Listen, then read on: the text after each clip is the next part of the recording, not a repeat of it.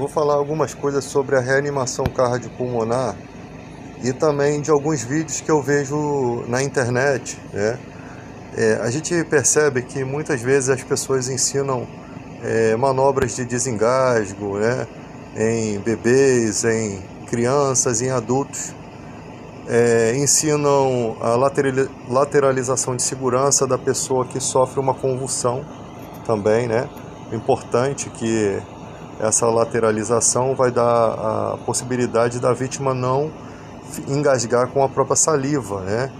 E também o fato do corpo estar totalmente desregulado pelo sistema nervoso, então a língua ela não enrola, como as pessoas falam, mas ela não vai se comportar da forma como a pessoa estivesse ativa, né? Então, a lateralização de segurança é exatamente para poder a vítima estar numa posição confortável e geralmente se coloca ali um travesseirinho, alguma coisa por baixo da cabeça, não tendo as palmas das mãos abertas, podem preservar, né, de que você nunca segura a cabeça da vítima, né? As palmas da mão aberta, a fim de que a cabeça da pessoa não bata no chão, podendo causar algum traumatismo, né? Porque tem espasmos que são muito fortes da convulsão. E afasta-se todos os objetos que possam machucar a pessoa que está numa condição de movimento involuntário, né, do sistema nervoso. E a gente tem que entender que após todas essas instruções, pode ser que não fique bem aquela pessoa. Ou seja, a pessoa pode entrar em uma parada cardiorrespiratória, né? E aí serão necessários o protocolo de massagem cardíaca, de reanimação cardiopulmonar. Por que reanimação? Porque a pessoa não morreu ainda, senão seria ressuscitação, né? Então por isso que é reanimação, ou seja, os vídeos ensinam a manobra de engasgo, ensinam a pessoa desengasgou, beleza, está respirando, a pessoa estava em convulsão, volta depois de alguns segundos, beleza, está bem, mas e quando tudo dá errado? E quando a pessoa não desengasga? Ou quando uma pessoa em convulsão entra realmente em uma parada cardiorrespiratória, que pode ser facilmente identificado, se a pessoa não souber fazer a medição do pulso carotídeo, ela pode observar que a parte torácica, a parte do peito e também a barriga, né, o abdômen, né, não se está se elevando, não tem elevação alguma, como que é de habitual de qualquer ser humano ter essa elevação quando se está respirando. Então, possivelmente, ela já entrou em uma parada respiratória e vai ser convertida em uma parada cardiorrespiratória. Quando a respiração acabar, o coração também vai parar. E muita gente não compreende o porquê que se faz as compressões torácicas, né? No meio dos dois peitos aqui, você faz com a palma, com a parte mais dura aqui da mão, né? A parte mais forte, uma mão sobre a outra mão, e você vai com o cotovelo esticado, né, sem flexionar o cotovelo, você vai colocar o peso do seu corpo e vai fazer um ritmo ali, né? Geralmente usa aquela música, né? Ha, ha, ha, ha, nananana, nananana, ha, ha. Essa música foi feita exatamente no compasso cardíaco, para que as pessoas pudessem lembrar dessa música e lembrar do ritmo que se faz a manobra cardiorrespiratória. Pelo menos foi isso que eu aprendi, tá?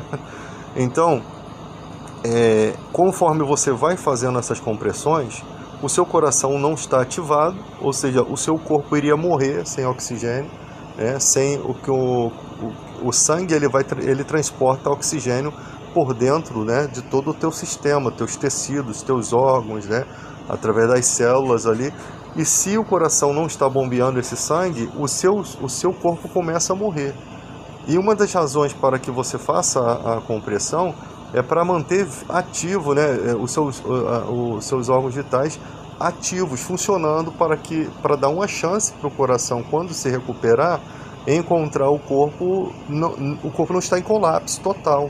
Porque, imagina, o coração tenta voltar a funcionar ali por alguma ocasião e o teu corpo está em colapso, né? Então, há vários motivos para uma parada cardiorrespiratória, e às vezes a pessoa não está em uma parada cardiorrespiratória mas o coração dela está desfibrilado, está fora de compasso, né? Aí você tem uma série que também a RCP vai funcionar enquadrado dentro dessas questões, né? O coração fora do compasso, às vezes o cara levou uma descarga elétrica, o coração mudou o compasso, ou, às vezes o coração está batendo, mas está no compasso errado, causa uma série de problemas no organismo. E às vezes o coração está muito desfibrilado, está em taquicardia, né? Está fora do ritmo cardíaco. Então a RCP ela vai fazer o quê? O coração ainda está batendo, mas ela vai fazer o controle certo desse batimento, né? O ritmo certo desse batimento, até a chegada dos paramédicos, né? Até a chegada do socorro especializado. Então, em caso de parada cardiorrespiratória, a primeira coisa a se fazer é chamar o socorro, verificar se a pessoa também não está em uma área de risco, né? Você não vai fazer uma RCP no meio de uma estrada onde os carros estão passando. Você vai ter que, de alguma forma, tirar aquela vítima daquela condição ali para um outro lugar, onde você tem a segurança, você que está socorrendo, e mais aquela vítima, tá? Então, conforme você vai fazendo as compressões, o SAMU, né, que já está vindo, ou o corpo de bombeiro, no caso se for na rua, você vai estar possibilitando a vida dessa pessoa até a chegada do socorro especializado, que vai ter outras, né, os dispositivos básicos de vida, o suporte, né, os suportes avançados para poder fazer com que aquela pessoa tenha uma chance melhor de sobreviver, como o DEA, o desfibrilador externo automático, que pode indicar choque ou não, ele vai fazer a leitura do organismo da pessoa, né, para verificar como está a condição do coração, e ali vai indicar a quantidade certa de choque, e as compressões continuam após o choque, né? O equipamento ele vai se comunicando com você, ele vai te orientando, né? Afaste-se, a vítima, choque recomendado, aí afaste o paciente, você se afasta, ele faz o choque, e depois ele te orienta a continuar fazendo as compressões, e enquanto isso ele está fazendo a leitura para ver se a vítima precisa de ter um outro momento de choque, tá? Então é muito importante ter essa noção. Isso deveria ser ensinado nas escolas. E também mostra a importância do bombeiro civil. Por quê? Porque muita gente desmerece a profissão do bombeiro civil, sendo que o bombeiro civil é a sua melhor chance de sobreviver. Por quê? Porque ele não é leigo quanto a essas coisas, né? A esse socorro, a esse primeiro socorros, né? Seja uma hemorragia, a pessoa está perdendo muito sangue, ele vai saber fazer os primeiros socorros, né? Ele vai saber conter aquele sangramento, seja um infarto, né? Seja uma parada cardiorrespiratória, onde também os procedimentos vão ser realizados até a chegada de um socorro especializado. Então, cada um tem a sua importância, né, na sua profissão. E os bombeiros civis têm a sua importância, e muitas vezes a sociedade não entende a importância desse socorro imediato, a importância do cara que faz a prevenção, do princípio de incêndio, né? O incêndio ele não começa já pronto, ele começa pequeno, ele começa em fagulhas. E se não for identificado rápido, ele se torna uma grande devastação e um grande causador de sofrimento, né, perante a sociedade. Muitas pessoas morrem, outras que sobrevivem passam a vida toda sofrendo, né? Então a função do prevencionista, né, de todos os prevencionistas, é importante. O técnico de segurança do trabalho, que ele vai evitar, por exemplo, que um trabalhador, né, que às vezes é oprimido pelas empresas, o técnico de segurança do trabalho ele vai peitar aquela empresa e vai colocar a determinada situação de exigência do EPI, do equipamento de proteção individual, do equipamento de proteção coletivo, né? Quantas tragédias a gente vê por empresas aí que o seu funcionário morre enrolado no cabo de aço, porque ali naquela área deveria ter proteções, não deveria ter gente circulando ali, né? Ou outras que têm a parte do corpo decepado, porque não havia uma condição de emergência, ou queimado em caldeiras. Quantas pessoas estariam vivas hoje se as empresas cumprissem as recomendações do técnico de segurança do trabalho, né?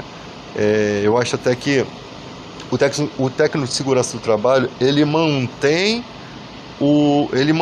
a fiscalização do cotidiano, porque é muito fácil ir lá uma fiscalização e a empresa lá no dia da fiscalização tá todo mundo com EPI, né? Todo mundo com equipamento também de proteção coletiva, né? E depois que a fiscalização sai fora, volta tudo como era antes. Às vezes até o próprio funcionário se recusa a usar o equipamento de proteção individual. Então você vai ver o peão lá subindo a escada lá no alto, sem capacete, sem uma ancoragem, sem um equipamento de proteção da NR35, o trabalho em altura, né? E ali ele, por mais que ele seja um cara que consiga trabalhar nessas condições, ele está sujeito a desmaio, a choques elétricos, a condições de tempo. Não é 100% de chance de ele sobreviver em uma queda, né? Não é 100% de chance garantido de que ele lá em cima vai dar tudo certo, porque ele é um ser humano que tem condições fisiológicas como qualquer um. Ele pode sofrer um infarto e está sem o equipamento de proteção e cair lá de cima, e todos os anos dele de experiência não servir para nada. É para isso que servem os profissionais prevencionistas, né? Esses profissionais que são tão importantes e que muitas vezes são muito desvalorizados, né? Inclusive aí a parte da enfermagem, né?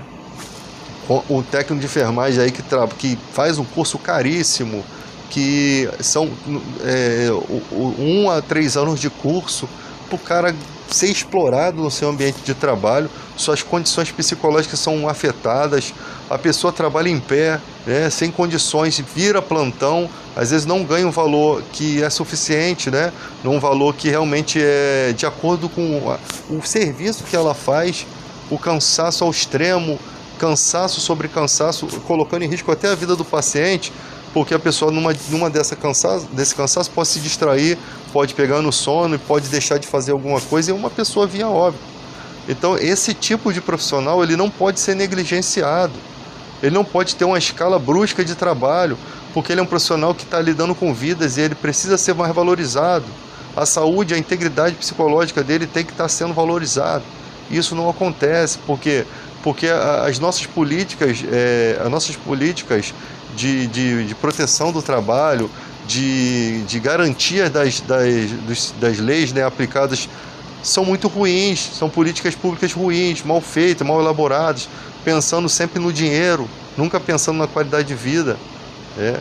E assim a gente vai, e assim caminha a humanidade, né? Como diz o ditado, com os passos de formiga sem nenhuma vontade, como diz aí a música do Lulu Santos, né?